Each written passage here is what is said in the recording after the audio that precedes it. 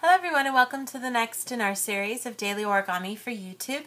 Today we're going to continue with our traditional theme and we're going to make a kind of cute little handbag or kind of an envelope depending on your purpose and what kind of paper you're using. This is a traditional square origami model, so you just start off with a piece of square paper. I'm using traditional paper that's 15 by 15 centimeters, but you can use any size as long as it's square. And certainly if you're thinking of making this as like an actual handbag or something like that, you'd want to make it even bigger. I think if you wanted to use some really super extra fancy paper, this could easily serve as a kind of a really fun, funky kind of alternative to a handbag for like a dance party. So definitely something you could use if that's something that you're interested in. Kind of looks like a clutch, I guess I could say. So anyways, we'll put this to the side and I'll tell you guys the dimensions of everything when I'm finished, and then you can kind of consider if you wanted to make it for a bigger purpose, then you could. What we want to do is start off here with the color side facing down, and go ahead and fold your paper in half both ways so that we can find where our center is here. I'm just going to fold it in half once, open it up, fold it in half again this way. And when we fold it in half the second time, I'm just going to leave it folded in half into this rectangular shape here.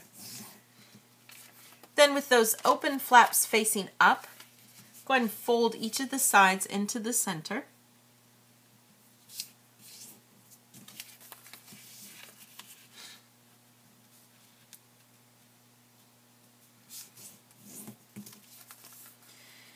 Then from there, go ahead and take each of these flaps, and what we're going to do is open up this section and smoosh it down. And you just kind of start it and then take that edge and push it down until it lines up with the edge behind it, right in the center. So you can open up into this big kind of upside down house. Do the same thing over here. Just open up and smoosh it down.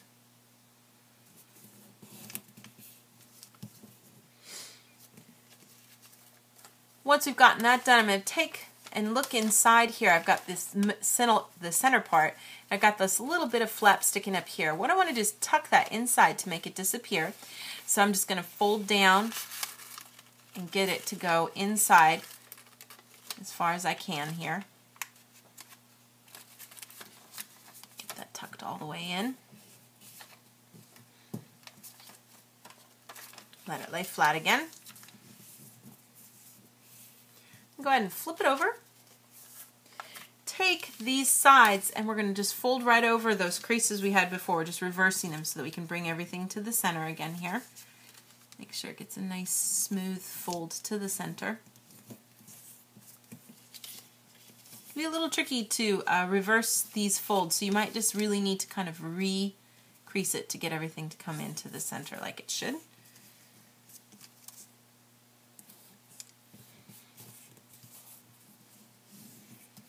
Once you've gotten those two sides folded into the center, take the center edge, fold it back out to the edge we just made.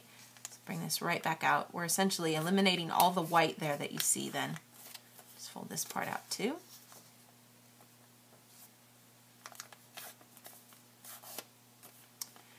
After folding those to the side, I'm going to take all of the layers here and fold them down so that that top edge lines up with this edge that you see here.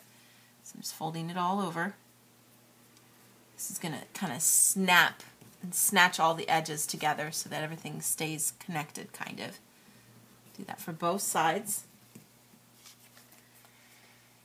And then I'm going to take the flap that I just folded over and just give a gentle pull on it, let it pop out. Keeping that little flap there, keep it tucked underneath, and then just let it lay flat so we can get something that looks like this. I'm going to do the same thing on this side too. Just pop out that flap, keeping that part tucked under, let it lay flat. So get something that looks like this. Then take these little flaps that you see here and open them up.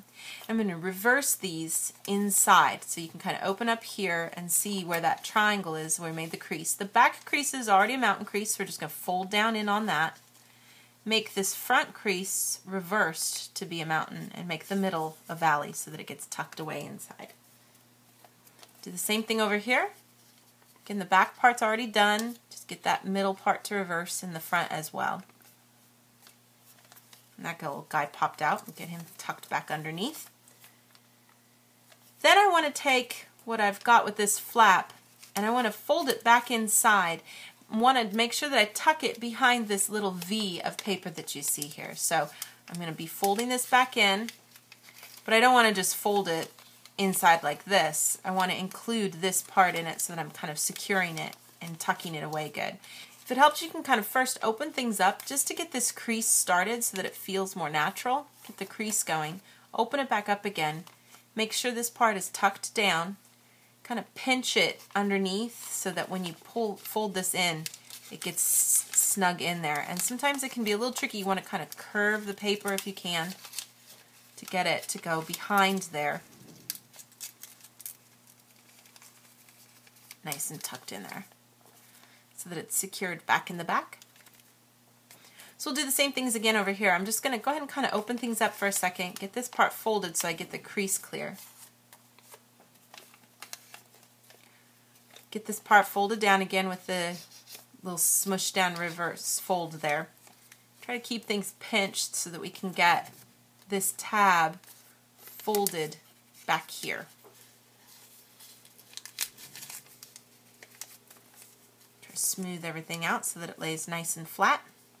And then, after getting all those areas tucked away, if we turn it around, I can take and fold all of that part that you see and fold it snug against the edge, creating kind of the flap of the bag or purse here. So we've got a nice pocket for you to put things in here, and then this top part to flap down.